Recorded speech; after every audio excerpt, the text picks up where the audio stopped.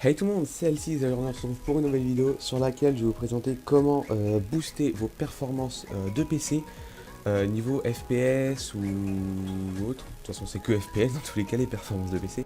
Et donc ça va se passer en deux parties. Il y aura une partie où je vais vous apprendre à booster vos FPS sur le système, intérieurement au système du PC, et une autre partie où il va falloir installer deux logiciels. Vous n'êtes pas obligé hein, mais c'est conseillé en tout cas, c'est de vous présenter deux logiciels tout bêtes mais qui peuvent bien booster vos FPS. Et ensuite on va partir sur une troisième partie qui est uniquement sur un jeu qui s'appelle Paladin. Je voulais faire aussi de base sur Minecraft. Minecraft, le problème c'est que Minecraft, beaucoup de gens l'ont fait, tout le monde sait qu'il faut installer Optifine, c'est facile à configurer. Du coup il n'y a pas spécialement grand chose à faire. Alors Paladin, il n'y a pas d'Optifine. Donc on passe tout de suite à la première étape qui va être sur le système. Donc une fois que vous êtes donc sur votre bureau, vous allez faire clic droit sur votre logo Windows, puis vous allez sélectionner Système. Ça va vous ouvrir du coup votre page de système et vous allez cliquer sur paramètres système avancé.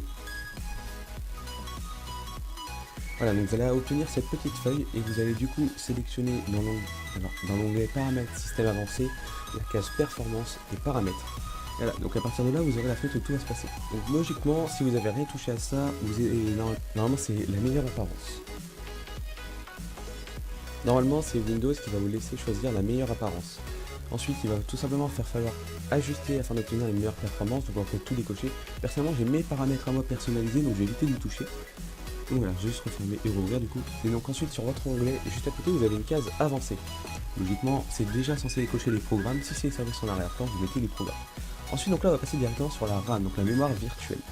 Donc là, tout simplement, vous allez avoir tous vos lecteurs. Donc récemment, moi j'en ai deux, j'ai mon disque dur et mon PC. Et donc vous allez faire taille personnalisée. Et donc là, vous allez avoir l'espace disponible de lecteur. Par exemple, j'avais 3504. Donc par exemple, si je devais modifier, je mettrais du 3400 pour du 3000, tout simplement. Il faut toujours laisser une certaine marge. Personnellement, moi je fais rien, je laisse tout simplement par le système. Mais voilà, vous pouvez faire pareil avec vos autres. Et donc on a fini la partie sur le système, maintenant on va partir sur les logiciels.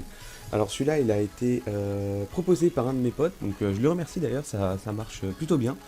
Et donc tout simplement c'est CPU Core Parking. En gros CPU, c'est ce que ça veut dire, Core, Cœur, Parking. Donc en gros c'est partager bien les... Ta gueule! Donc de base vous allez déjà pouvoir voir vos cœurs et surtout à quel boost les mettre pour vos jeux. Vous allez comprendre. Ah, il y a une nouvelle version. Alors je vous mettrai évidemment le lien de l'installation dans la description. Et donc voilà, alors je sais pas pourquoi c'est à 100, hop. Donc tout simplement là vous allez avoir tous vos cœurs de radiateur. Personnellement j'en ai que deux. Donc voilà, donc là vous allez avoir plusieurs systèmes du coup.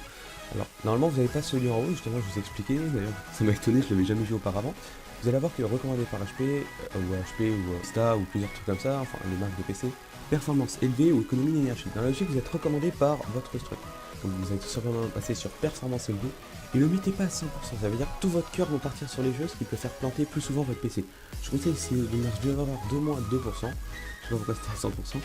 Et donc voilà, alors personnellement je vous conseille de mettre sur Razer Cortex, alors vous n'avez pas tant que vous n'allez pas suivre la deuxième partie de ce tutoriel qui va arriver tout de suite.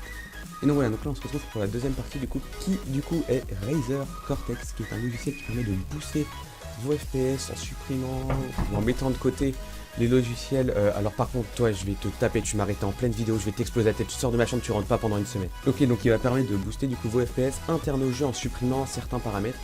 Donc dans la logique vous allez aller sur l'onglet jeu, et donc là vous allez avoir tous vos jeux ainsi que les jeux Steam. Ça c'est vraiment un très bon truc. De base quand je l'ai ouvert je pensais pas que ça allait faire les jeux Steam, mais finalement si. Donc voilà, alors personnellement je vais prendre Minecraft qui est un logiciel non Steam, je vais faire aussi avec les Steam. Donc vous allez mettre afficher tableau de bord. Alors tout simplement vous pouvez démarrer le jeu ou jouer, hein, si vous voulez jouer sans spécialement modifier les trucs.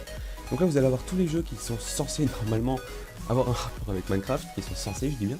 Et donc là c'est un truc assez impressionnant que j'avais pas vu auparavant. Et en fait c'est quand vous allez démarrer le jeu, vous allez avoir tout FPS, tout processeur qui va être utilisé, toute la mémoire. C'est vraiment un truc que j'avais pas vu ça. Donc voilà, si vous voulez des petits détails sur votre jeu. Maintenant on va partir sur Steam, et le troll en fait entre Steam et les jeux normaux, c'est que tout simplement c'est exactement la même chose. Voilà, c'était le petit troll de merde. Et donc là on va passer directement, alors ni sur Off, ni Gamecaster, mais Game Booster. Il faut savoir que ça je vous le laisse découvrir, c'est des trucs un petit peu à part. Bon, à part Gamecaster, mais là ça va vraiment être les paramètres pas qui vont nous aider à booster les FPS. Ensuite Game Booster, donc comme vous voyez, moi je l'ai déjà fait. Donc, vous avez tout simplement réglage, ça veut dire qu'il va simplifier vos réglages de façon à aller plus vite sur les jeux. Donc, voilà, tout simplement. Alors les configurer, je vous conseille vraiment pas d'y toucher, c'est vraiment des trucs complexes, laissez comme ça en recommandé. C'est déjà très très bien. Ensuite, donc là, vous allez avoir restauré, qui va tout simplement être la manière de augmenter votre RAM et donc de la vider du coup. Hop, donc vous allez faire restaurer maintenant. Donc c'est censé aller vite. Par contre, c'est ça, défragmenter. Vous voyez, tu peux pas cliquer parce que je l'ai déjà fait. C'est-à-dire que supprimer tous les trucs de merde en fait. Notamment vous délète tous les trucs de merde sur le jeu.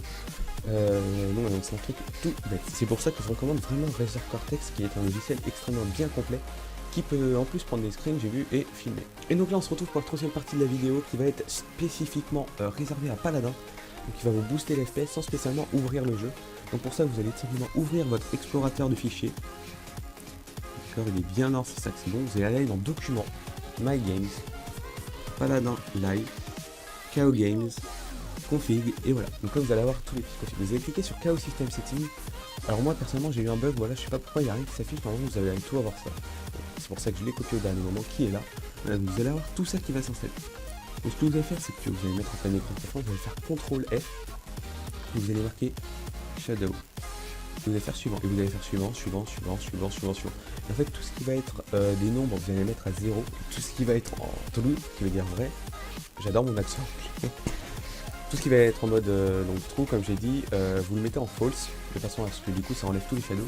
Et vous allez faire la même chose avec dynamite. Enfin, attends, j'arrive jamais à l'écrire. Voilà, vous allez faire pareil. Qui va tout simplement la lumière, enfin tous les trucs qui vont bouger en même temps que votre personne. Ça vous allez déjà faire gagner pas mal d'FPS. Et ensuite, on va passer un truc directement sur le launcher. Alors, je pense que ça va être un certain temps d'attente vu que mon PC est assez bien.